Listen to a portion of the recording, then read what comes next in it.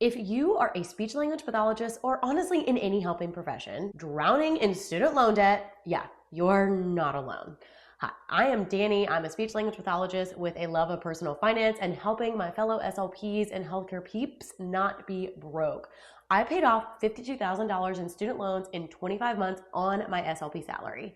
And today I am going to share with you 6 realistic, doable steps that helped me get out of my student loan debt and that I know can help you. Because I want you to start making progress without totally losing your sanity or never being able to get a nice coffee ever again. By the end of this video, you will have exact steps on what you need to do next so that you can address your student loans, because let's be real, those master's degrees are hecka expensive. This video is not about shame or guilt or telling you that you'll never be able to spend money again. This is about having a plan, because anything that has to do with money, if you don't control it, it will 100% control you. So grab your cute notebook, your notes app, and let's have a chat. Tip number 1, you need to get your debt organized. You cannot pay off your loans in any sort of systematic way if you don't know what you're dealing with. This can often be the most overwhelming part, especially if you've just been kind of bebopping along and just paying your minimum payments and praying to whatever deity it is that you worship that the credit card does not get declined. It is time to rip off the covers, take a good hard look at the student loan monster, because it is not going away anytime soon, I promise. So here's the information you're going to need to find out. First, you need to know which loan servicer or platform your loans are through. This is where you'll actually log into their website to see your balances and all the other information that you need. Some common ones are Nelnet, Ed Financial, and Aidvantage. I remember mine were with Nelnet. Next, you'll need to know your total loan amount. So how much you owe across all the different loans, especially if you took out loans for both undergrad and graduate school. I guarantee you've had to take out multiple loans. Next, you need to know the interest rate on each loan. This will help you understand if maybe you've got some higher interest loans, if they're private or federal student loans. This will really help you make decisions insofar as which loan you want to or need to tackle first. Next, you need to know your monthly minimum payments. And honestly, the goal is not to just keep paying only the minimum payments, because then you will literally be paying on them for like ever. And I want you to be able to do other things with your money than just pay on student loans. But knowing what your minimum payments are for each category or each loan gives you a really clear idea of how much money you have to spend each month on your loans. And then you can start to decide how much money you will start putting towards them on top of those minimums. It might feel overwhelming at first, but once you know your numbers, you are now putting yourself in the driver's seat for this process instead of being shoved in the trunk and just along for the ride. Tip number 2, know your income and expenses. Oh my gosh, listen, you need to do this. Once you understand your debt, you need to understand your money flow, how much you're spending and how much you're bringing in. Your income is the tool that you're going to use to pay off your debt. You need to know how much you're bringing in every month and then how much is going out. It's amazing to me how many people don't even know how much money they make each year. They just know they get a certain amount of money deposited into their checking account each week, and that's about it. What I want you to do is actually track your income and expenses for 1 month. Now, you can either do this retroactively, aka go back and look at your spending for the last month and see how much you made and then what you were spending on what, or you can decide to do it for the next month and kind of track as you go. Honestly, I don't freaking care. Just pick one. This is where you're gonna get a really clear idea of how much progress that you can make towards paying off your debt. If all of your fixed expenses, like your housing, utilities, transportation, groceries, are taking up your entire income, then you're going to need to make some adjustments. Otherwise, there's just not gonna be any extra money left over for you to make any extra payments towards your loans. And yes, I am telling you, you're going to have to put extra payments towards your loans. They won't disappear. Obviously, unless you're on some forgiveness program. But anyways, the easiest way to do this is by getting a really good money tracking app. I personally use Copilot. I will put a code for it in the description. I've used it for the last 3 or 4 years, and I love how it allows me to integrate my investments. I can add multiple cards and bank accounts, and I can categorize each transaction without feeling like I have to spend hours in the spreadsheet. I can also make rules for certain transactions. That way it will auto categorize them for me, and I just have to go and make sure that it did it correctly. This will really help you nail down whether or not you even have extra room to start making those extra payments. So often we base our money decisions off of how we feel.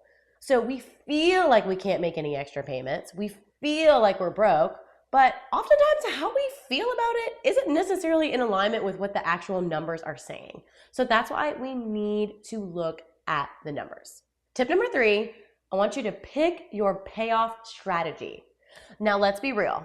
There is no substitute for paying off your loans with like actual dollars, okay? But there are strategies that can help you stay focused or motivated and just keep you organized. So I'm gonna tell you 2 of the most popular ones. The first one is the debt snowball. For this one, you take all of your loans and line them up from smallest amount to the largest amount. And you begin by paying off the smallest loan first. The benefits to this is it's much more a behavioral and motivation approach. It allows you to really get those quick wins, especially in the beginning, so that you can continue to build momentum, aka like a snowball builds momentum and keeps going. This is the method that I personally used because I knew that I needed that behavior and that motivation component. That was what was right for me. The second one is called the debt avalanche. For this one, you list out your debts from the largest interest rate to the smallest interest rate, and you pay off the highest interest rate loan first.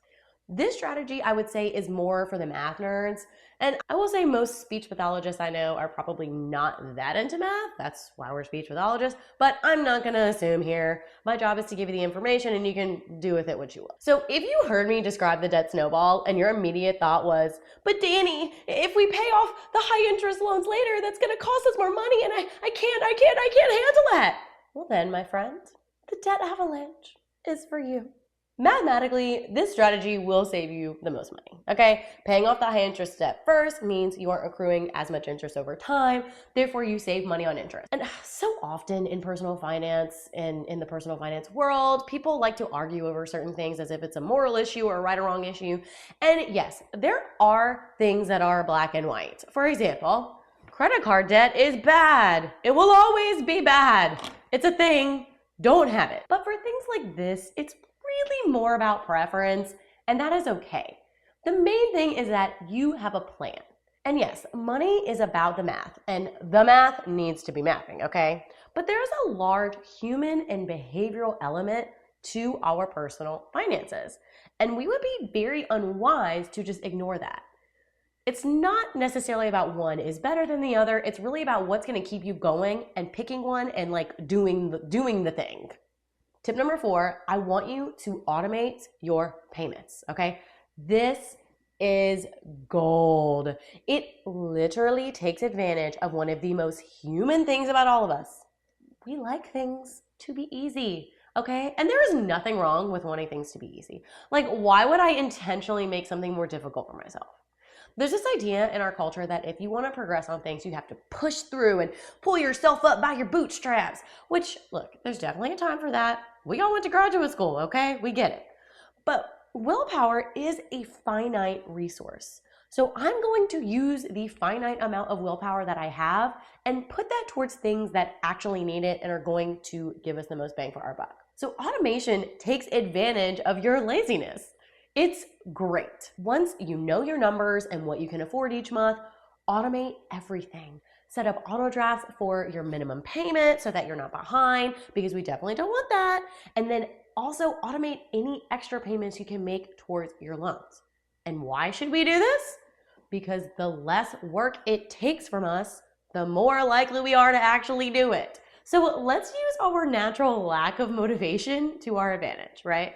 You'll barely notice the money going out, but your future self will thank you very, very much.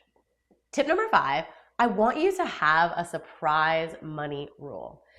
This one I think is kind of underrated, but powerful.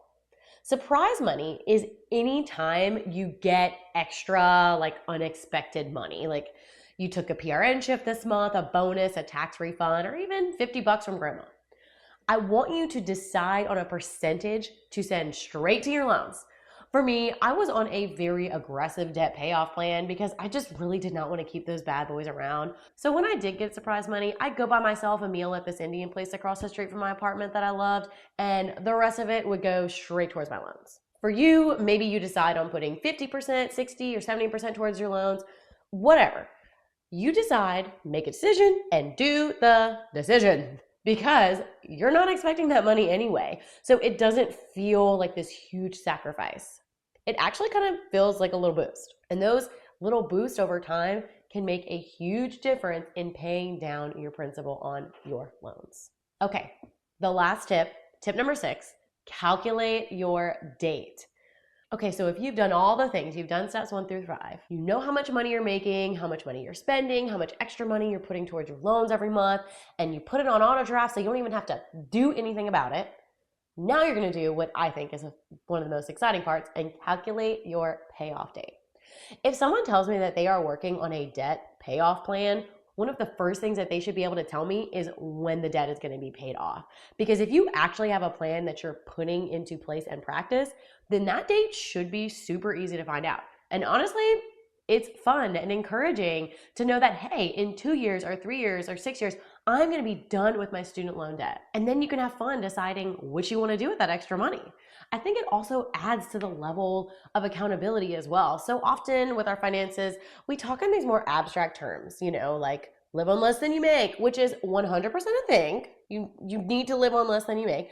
But what makes us actually do the thing to live on less than we make is to get really specific and nitty gritty about us and our specific situation and numbers. And hey, it may actually surprise you. Maybe you thought you would just be in student loan debt forever, and you calculate your date, and maybe you're debt free in 5 years with your current plan. That is a super sustainable plan for you. That's freaking awesome. And that does not count any raises, extra bonus money, or even if you're just feeling a little more motivated to get a little bit of extra cash every month. Just know that debt payoff date is extremely powerful and concrete. So make sure you figure that out. So let's recap. First, you need to get your debt organized because you need to know what the heck you're dealing with before you can tackle anything. Track your income and your expenses. That way you actually have an idea of if you can even put any extra money towards your loans. And if you can, how much. And then you're going to pick a debt payoff strategy that works for you. The 2 common strategies are the Snowball and the debt Avalanche. I don't care which one you pick, just pick one that makes sense for you. Thanks.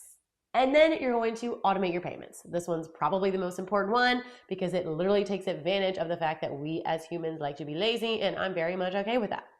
And you're going to set a rule for your surprise money, decide on the percentage of that money that is going to be going towards your debt. And lastly, you're going to find out your debt payoff date.